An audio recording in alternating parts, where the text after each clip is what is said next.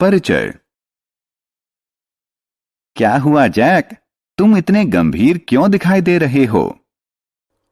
आज अहमदाबाद में भारत और पाकिस्तान के बीच क्रिकेट मैच है और मैं वहां सजीव मैच देखने जाना चाहता हूं, लेकिन मेरे माता पिता इसकी अनुमति नहीं दे रहे हैं, तो मैं इसे कैसे देख सकता हूं?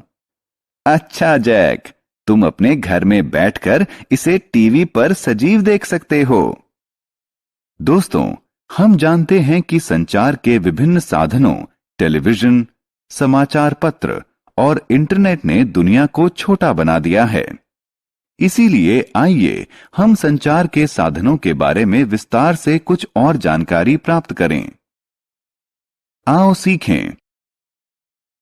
समाचार पत्र को समझना, पत्र और टेलीग्राम के बारे में बताना, रेडियो और टेलीविजन के बारे में जानना, टेलीफोन, पेजर और मोबाइल फोन के बारे में बता पाना, टेलेक्स, फैक्स, इंटरनेट और ईमेल के बारे में जानना।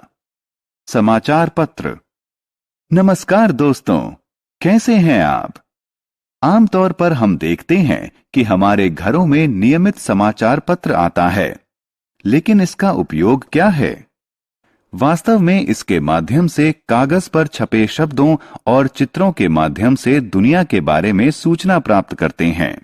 इसके कई भाग होते हैं, जैसे राष्ट्रीय, अंतर्राष्ट्रीय, खेल, व्यापार की खबरें और मौसम का हाल। हम जानते हैं कि इसमें आपके लिए भी एक खास भाग होता है, जिसमें कहानियां, कविताएं, चुटकुले और पहेलियां प्रकाशित होती हैं। पत्र। आइए अब संचार के एक दूसरे साधन पत्र के बारे में जानें। इस मुद्रित रेखा के नीचे न लिखें। आप जानते हैं कि पत्र संवाद का लिखित माध्यम होता है। साधारणतः इसका प्रयोग दुनिया के किसी भी स्थान में रहने वाले लोगों के बीच सूचना के आदान प्रदान के लिए होता है। अंतर्देशीय पत्र, हवाई तार और पोस्ट कार्ड पत्र के विभिन्न प्रकार हैं। आइए इनके बारे में विस्तार से जानें। पत्रों के प्रकार। आइए अंतर्देशीय पत्रों से शुरू करते हैं।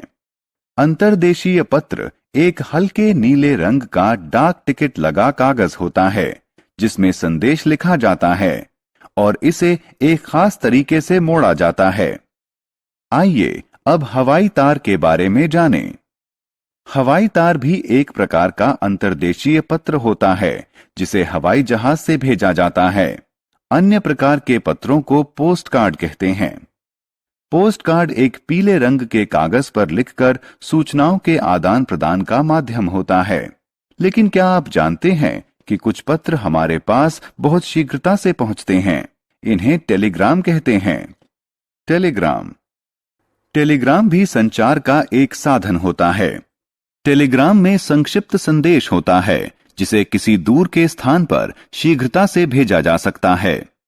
आपको यह जानकर आश्चर्य होगा कि टेलीग्राम के द्वारा बहुत छोटे संदेश भेजे जाते हैं और लोगों को उनके शब्दों के हिसाब से हर शब्द के पैसे देने पड़ते हैं। रेडियो और टेलीविजन। लेकिन क्या आपने उन लोगों के बारे में सोचा है जो पढ़ नहीं सकते? फिर वे दुनिया से कैसे जुड़ते हैं? जो लोग पढ़ना नहीं जानते, वो रेडियो और टेलीविजन के माध्यम से दुनिया के बारे में समाचार प्राप्त कर सकते हैं। हम रेडियो पर समाचार और अन्य दूसरे कार्यक्रम जैसे कि गीत सुन सकते हैं। दूसरी तरफ टेलीविजन संचार का एक श्रव्य दृश्य माध्यम है, ऐसा माध्यम जिससे हम दुनिया में होने वाली घटनाओं को देख और सुन सकते हैं। घर पर बैठे बैठे ही हम टेलीविजन पर गीत, फिल्में, समाचार, शिक्षाप्रद कार्यक्रम और खेल देख सकते हैं। टेलीफोन। आइए अब हम संचार के एक अन्य संचार माध्यम टेलीफोन की तरफ बढ़ें। वास्तव में टेलीफोन का प्रयोग टेलीफोन के तारों की सहायता से संदेश के आदान प्रदान के लिए किया जाता है। यह हमें दुनिया के किसी स्थान पर बैठे हुए व्यक्ति से बात करने में मदद करता है। दिन प्रतिदिन तकनीकी में होने वाले विकास के साथ टेलीफोन का स्थान पहले पेजर ने लिया और उसके बाद मोबाइल फोन ने। आइए अब इनके बारे में और जानें। पेजर और मोबाइल फोन। पेजर एक यंत्र होता है जो आने वाले सतर्कता संदेश और या संक्षिप्त संदेश को ग्रहण करता है। यह यंत्र उन लोगों के लिए उपयोगी है जिन्हें किसी के टेलीफोन कॉल आने की उम्मीद हो और वो कॉल लेने के लिए या तत्काल वापस कॉल करने के लिए टेलीफोन यंत्र के पास उपलब्ध न हो। लेकिन जल्दी ही मोबाइल फोन बाजार में आ गया और ज्यादा बेहतर तकनीक होने के कारण उसने पेजर का स्थान ले लिया। मोबाइल फोन की सहायता से हम कहीं भी स्थित व्यक्ति से बात कर सकते हैं और उसे संदेश भी भेज सकते हैं। इन फोन को टेलीफोन की तारों की जरूरत नहीं होती, इसलिए इन्हें लेकर हम हर जगह जा सकते हैं। टेलेक्स। टेलेक्स एक अन्य संचार माध्यम है जो टेलीप्रिंटर की सहायता से मुद्रित संचार की सुविधा उपलब्ध कराता है। टेलीप्रिंटर ऐसे यंत्र होते हैं जो एक दूसरे से केबल संजाल से जुड़े होते हैं। इस यंत्र में संदेश का टंकण करने के लिए एक कुंजी पटल होता है। एक तरफ की मशीन पर संदेश टंकित किया जाता है और दूसरे तरफ के यंत्र पर टंकित होता है। प्राप्तकर्ता एक कागज पर मुद्रित संदेश को पा सकता है, लेकिन ये सब संचार के सामान्य साधन हैं। आइए अब संचार के कुछ आधुनिक साधनों पर नजर डालते हैं। फैक्स और इंटरनेट।